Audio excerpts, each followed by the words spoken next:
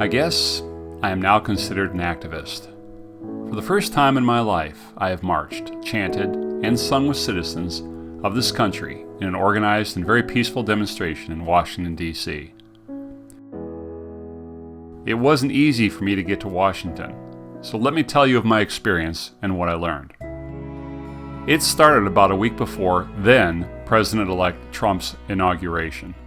A very close friend had invited me to come and march with her family and countless others. At first, I really didn't want to go. I was afraid of what could happen and had friends and family telling me it would be dangerous and that I was crazy for going. The news just the day before the trip reinforced their messages when thugs torched cars and attacked police during President Trump's inauguration. But sometimes in life, the easy road is not what gives you peace. No matter what happened, I had to go. I owed it to myself and my country. So, with apprehension, I left at 9 p.m. on a damp Friday, the 20th of January, from Augusta, Georgia, to participate in the Women's March on Washington.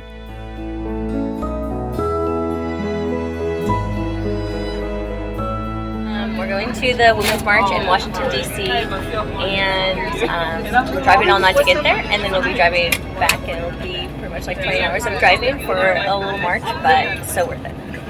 So why is this important to you? What is your reason for being here today? My main reason is to exercise my right in free speech, and not to just be complacent and sit by as I watch changes happening that I don't agree with.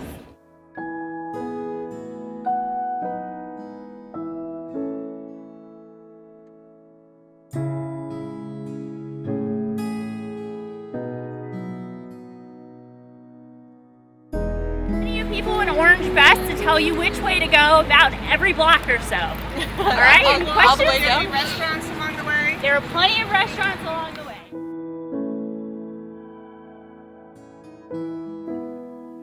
Capitol Hill United Methodist Church became a hospitality site for those who were gathering in D.C. for the Women's March today. Other United Methodist organizations, church organizations, and Foundry Church became a partner with them to help provide that hospitality and make sure that folks who were gathering and coming from out of town would have a good place, a warm place, a welcoming place to gather and have as kind of a focal point, a meeting place for preparations for the march or during the long rally that's going to happen. That's a place that folks might come back to warm up or go to the restroom or get some refreshments.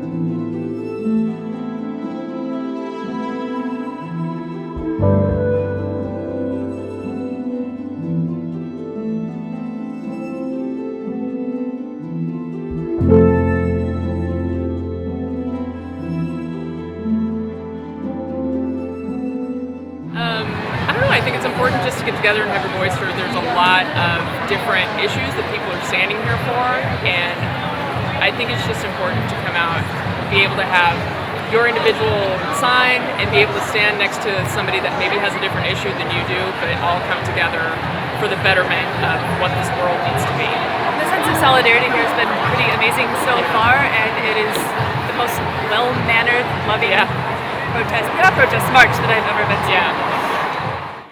There is so many things to be mad about. It was hard picking what we're going to put on our sides.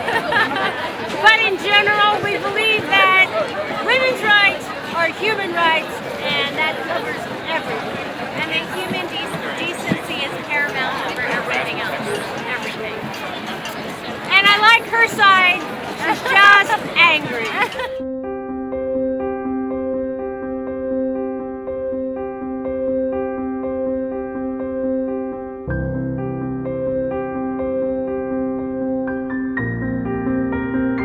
We left at 6:30 in the morning to go to the train station in Baltimore, the main train station, and we waited 2 hours, couldn't get on the train. So I insisted that we drive, come, but we met so we people drove. from Oregon, Washington, Indiana, Chicago.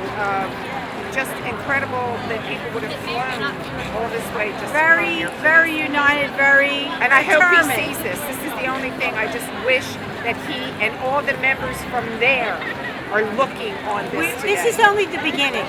This isn't the final. grassroots This is the movement. beginning. They thought Tea Party was big. Wait till women. I work in healthcare, and I am terrified that what we're going to see happen to our health insurance is going to dramatically and potentially lethally impact my patients. And so I'm here marching for people who can't. I'm marching for equality, and I'm just marching to support all the people that are going to be dramatically impacted by this. Well, I've been active in the women's rights movement for over 45 years. And I was at the convention to support Hillary, and I had my ticket. I was going to come to her inauguration. And I had the ticket, so I thought, okay, I'll come and I'll stand up for women in a different way by being at the March on Washington. And I'm really honored to join my mom. She is very humble, but she basically led the women's movement with Gloria Steinem, Betty Friedan, a lot of really amazing women. And so to march with my mom on Washington, standing for all women, is just an incredible opportunity. And I just love that we're all coming together regardless of creed or race or belief to stand united against that guy who wants to take all those rights away, and it's just not going to happen. We the people. We the people.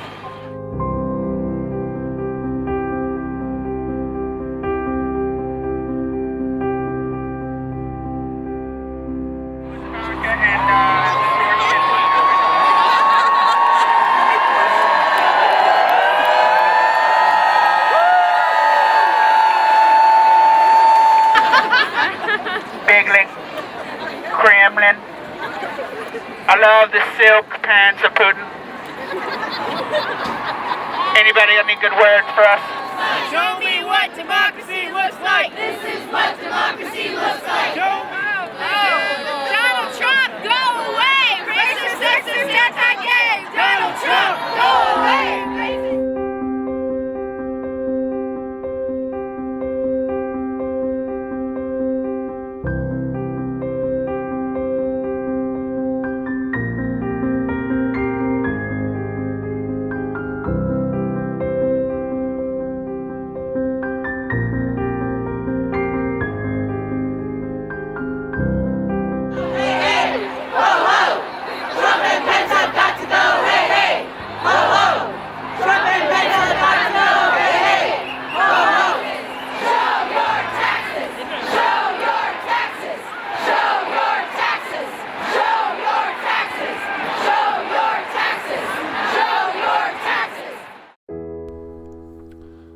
There are many who say, we have elected Donald Trump.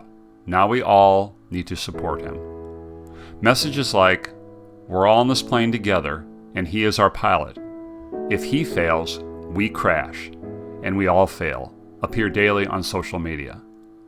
But there are many others who are asking, how can you accept his actions against women, against minorities, against the handicapped, the poor, immigrants, indigenous people, or the LGBT population in our country? Can we accept a man who does not represent us all? By the end of the day, our feet and legs were aching after walking miles and miles around the Capitol grounds.